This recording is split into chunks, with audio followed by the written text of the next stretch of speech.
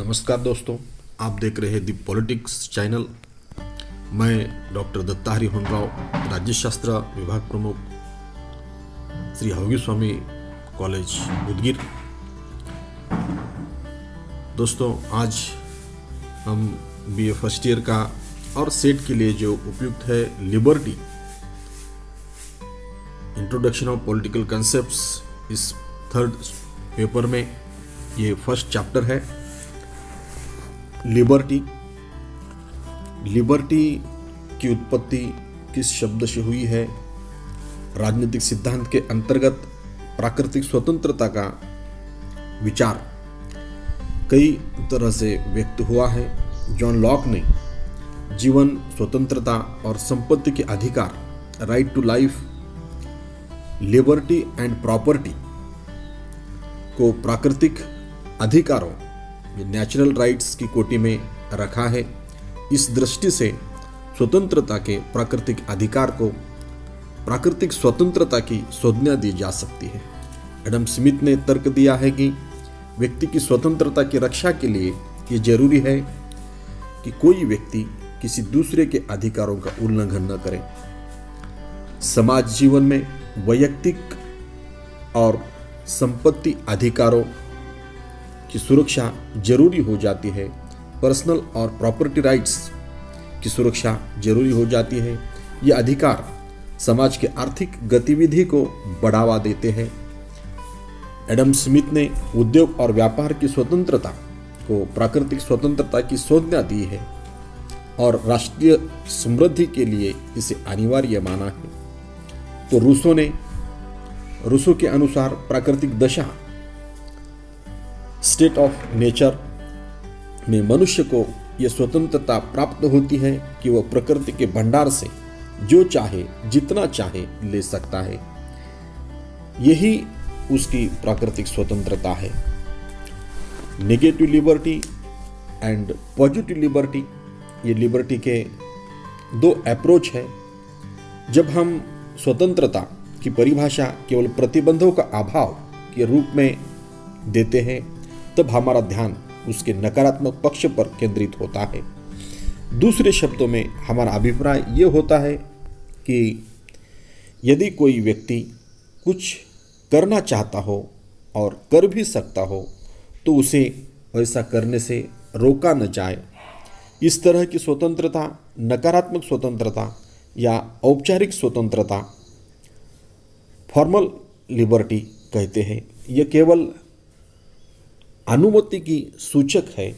इससे ऐसा कोई संकेत नहीं मिलता कि व्यक्ति जो कुछ करना चाहता है उसमें उसे कोई सहायता भी दी जाएगी।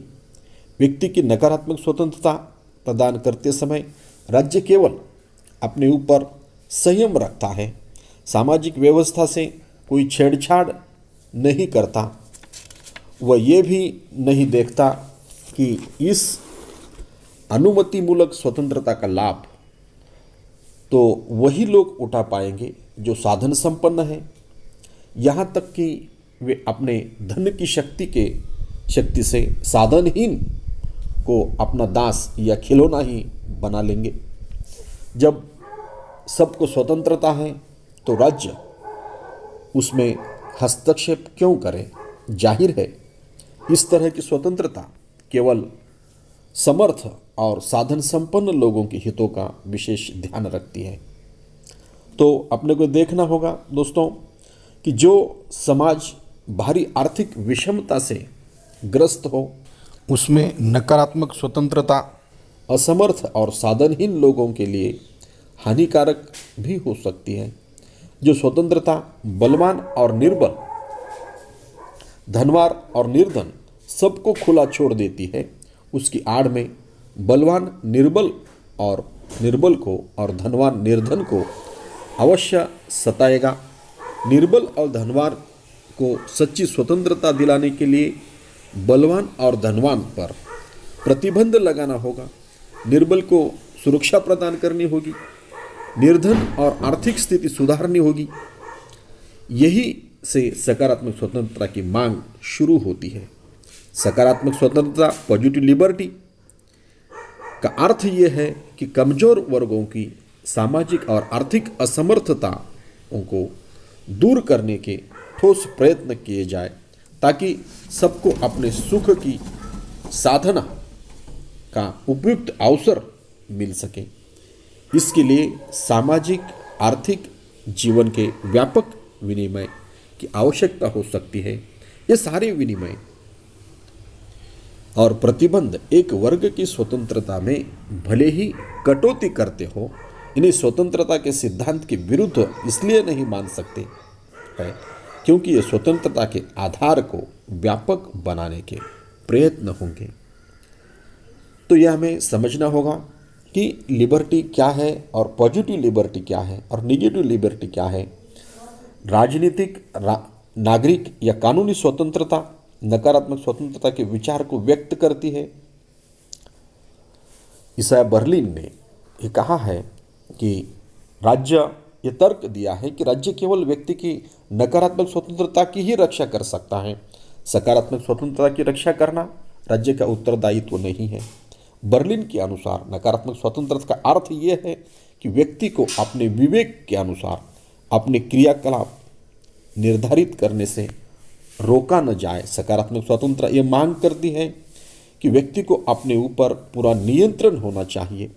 कोई व्यक्ति कहाँ तक सकारात्मक स्वतंत्रता का प्रयोग कर सकता है, ये उसके अपने चरित्र, अपनी क्षमता या अपनी साधनों पर निर्भर है। राज्य इस मामले में कुछ भी नहीं कर सकता। राज्य केवल यह कर सकता है कि जहाँ तक हो सके वह व्यक्ति की स्वयं निर्धारित गतिविधियों पर कोई प्रतिबंध न लगाए। प्रस्तुत अर्थ में राजनीतिक स्वतंत्रता केवल नकारात्मक स्वतंत्रता है। ये ऐसी व्यवस्था की मांग करती है जिसमें किसी व्यक्ति को अपने ध्येय की पूर्ति के दौरान अन्य व्यक्तियों की ओर से किसी बाधा का सामना न करना पड़े। यदि कोई व्यक्ति आज़ाद पंछी की तरह पंख फैलाकर आकाश में उड़ नहीं सकता या हिल मछली की तरह समुद्र में तैर नहीं सकता, तो ये उसकी अपनी कमी है। ऐसी हालात में हम ये शिकायत नहीं कर सकते कि उसे राजनीतिक स्वतंत्रता से वंचित किया जा रहा है। इसी तरह यदि कोई व्यक्ति किसी मनचाही चीज का खर्च उठाने में समर्थ नहीं है, जैसे कि उत्तम भोजन, विश्व की सैर या न्यायालय की शरण में जाने का, परंतु इन पर कोई कानूनी प्रतिबंध नहीं लगा है, तो उसे ये कहने का हक नहीं है कि उसे राजनीतिक स्वतंत्रता प्राप्त नहीं है। अपनी आकांक्षाएं पूरी कर पाने की क्षमता या अक्षमता व्यक्ति का अपना निजी मामला है। राज्य का इसमें कोई सरोकार नहीं।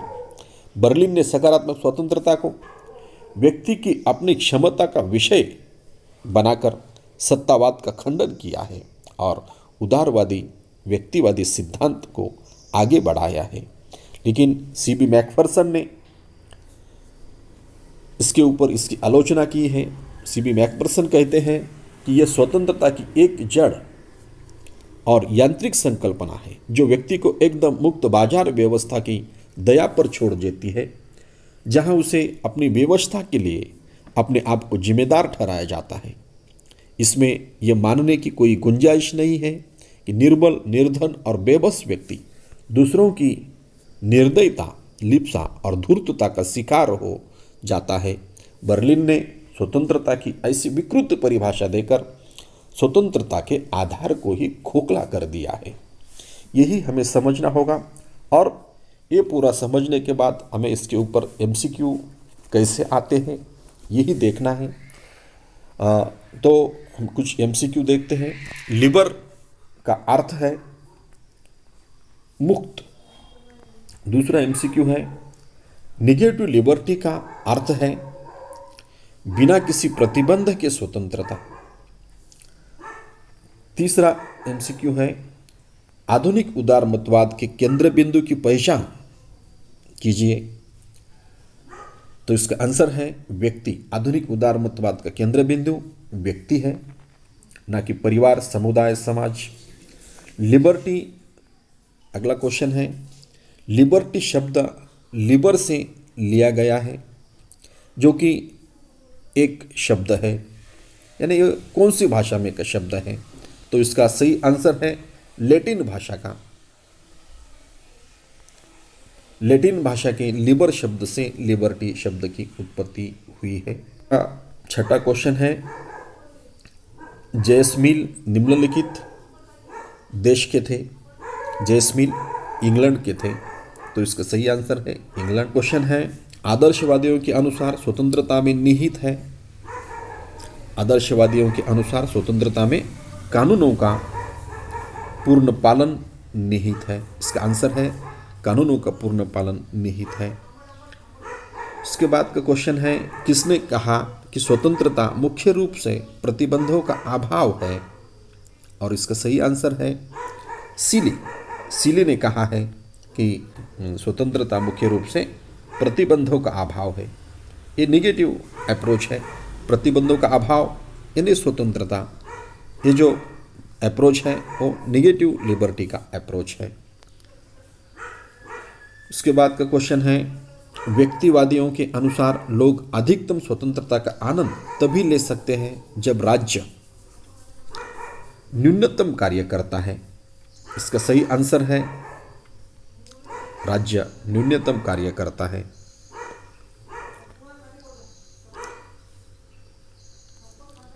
इसके बाद का क्वेश्चन है, किसने स्वतंत्रता को प्राकृतिक स्वतंत्रता की संज्ञा दी है? हमने शुरू में समझने की कोशिश की है कि प्राकृतिक स्वतंत्रता की संज्ञा जॉन लॉक ने दी है और एडम स्मिथ ने आर्थिक स्वतंत्रता को प्रकृति से जोड़ा है। जेस मिल ऑन लिबर्टी में वो प्राकृतिक स्वतंत्रता की बात नहीं करता है। ग्रीन भी इसमें कुछ ये नहीं है, तो इसका आंसर सही होगा जॉन लॉक। जॉन लॉक ही प्राकृतिक स्वतंत्रता की बात करता है और इसका सही आंसर होगा जॉन लॉक। तो इसी प्रकार हमने कुछ क्वेश्चन देखे हैं, तो सेट की एग्ज़ाम के लिए ये उपयुक्त होंगे। तो इस चैनल को सब्सक्राइब कीजिए, अधिक अधिक मित्रों को शेयर कीजिए। धन्यवाद दोस्तों, आज हम यहीं पे समाप्त करते हैं।